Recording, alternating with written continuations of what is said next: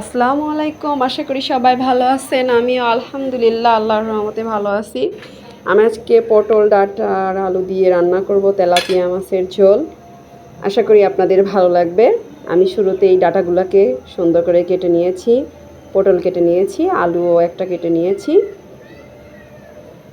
এখানে লম্বা লম্বা করে আলুগুলো নিয়েছি, ডাঁটার মতোই কেটে। পটল ছুলে নিয়েছি। এদিকে মাছ আমি 4 পিস মাছ নিয়েছি, তেলাপিয়া মাছ। আমি এখন লবণ, মরিচের গুঁড়া আর হলুদের গুঁড়া দিয়ে আমি মাখাই নিব। আমি এদিকে কড়াই দিয়ে দিয়েছি চুলাতে, দিয়ে দিব সাদা তেল। আমি এখন সুন্দর করে মাছগুলোকে মাখাই নিব।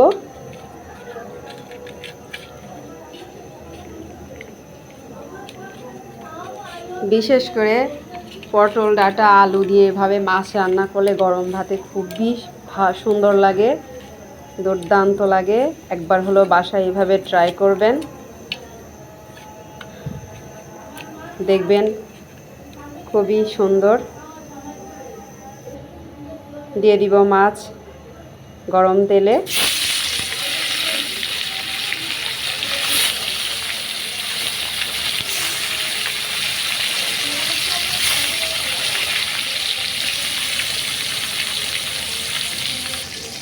একটু উল্টায় পাল্টায় দিব।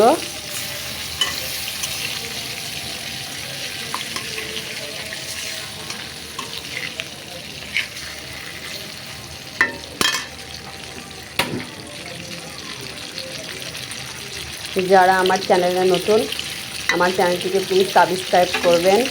আমার রান্নাগুলোকে আপনারা বেশি বেশি দেখবেন। আশা করি আপনাদেরকে নতুন নতুন রান্না দেখাতে পারবো।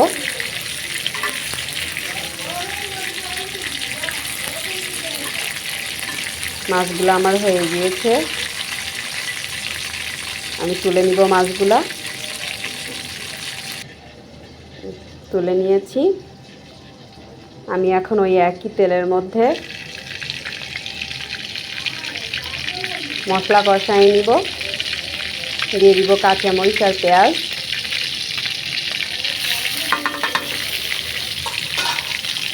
একটু সুন্দর করে ভেজে নিব, খুব বেশি কড়াও না আবার একটু কাঁচাও না।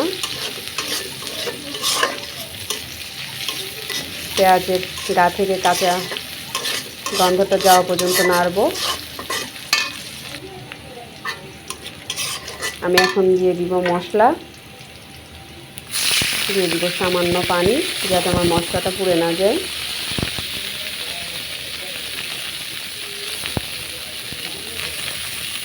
দিয়ে দিব লবণ।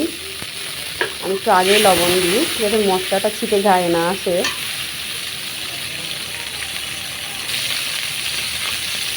দিয়ে দিব মরিচের গুঁড়া, হলুদের গুঁড়া,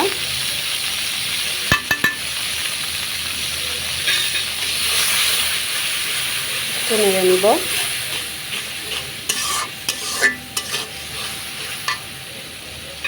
এখন দিয়ে দিব বাটা মশলা, দিব রসুন বাটা,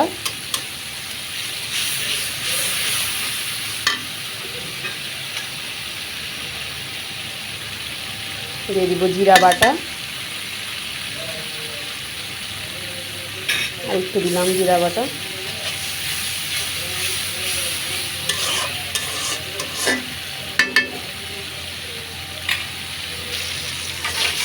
খুব একটা মশলার প্রয়োজন হয় না, অল্প মশলাতে দুর্দান্ত একটা রান্না। দিয়ে দিব আলু। আলু যেহেতু শক্ত, আমি আলুটাকে আগে একটু কষাই নিব।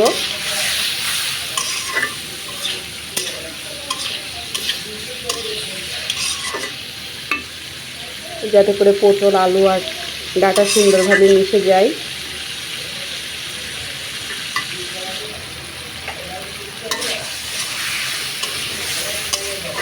আমি এখন দিয়ে দিব কেটে রাখা পটল।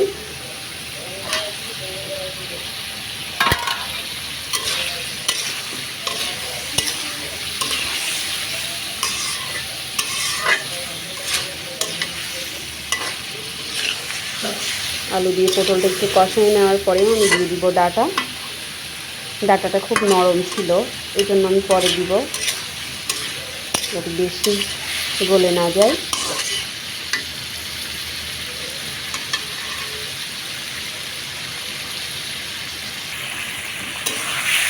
পটল দিয়ে আলুও কষানো প্রায় হয়ে গিয়েছে, আমি এখন দিয়ে দিব ডাঁটা।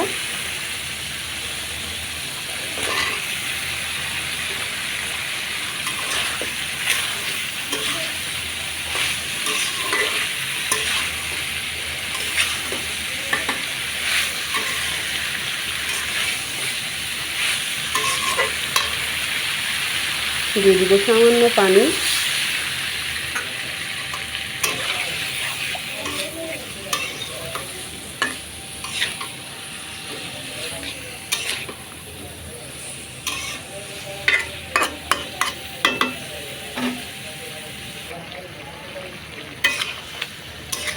সুন্দর করে নাড়াচাড়া করে নিব। দেখেন কত সুন্দরভাবে মিশে গেছে সব একসাথে।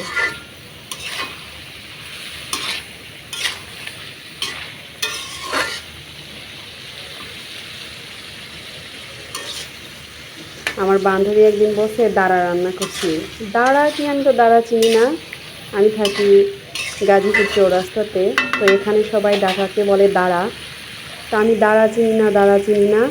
পরে জিজ্ঞাসা এই দাঁড়াটা কি, তো বলে কেন, দাঁড়া হচ্ছে ডাটা। দিয়ে দিব পানি।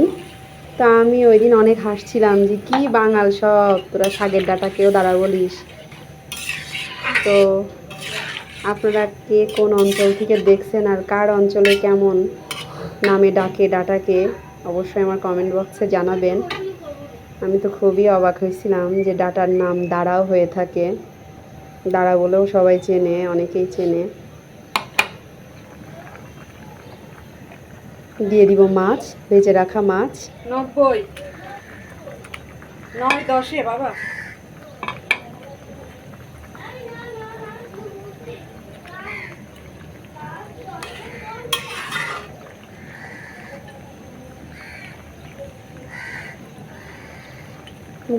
আমরা কুষ্টিয়ার যে কোনো ডাটাই বলি, শাকের ডাটা হোক আর সজনের ডাটা হোক, কাটোয়া ডাটা হোক, যেটাই হোক আমরা ডাটা বলি। এক এক অঞ্চলে এক একটা নামে ডাকে। দিয়ে দিব জিরা ভাজা গুঁড়া। তরকারি আমার প্রায় হয়ে আসছে।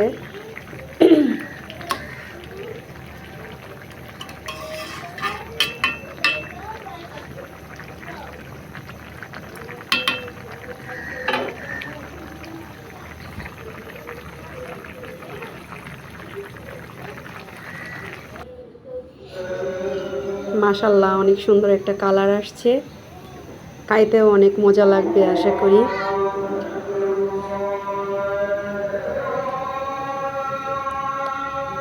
দেখেন কত সুন্দর রান্না হয়েছে। বাসায় একবার হলেও আপনারা ট্রাই করবেন। সবাই ভালো থাকবেন, সুস্থ থাকবেন, আমার রান্না বেশি বেশি দেখবেন। আশা করি আমিও আপনাদেরকে সুন্দর সুন্দর রান্না দেখাতে পারবো।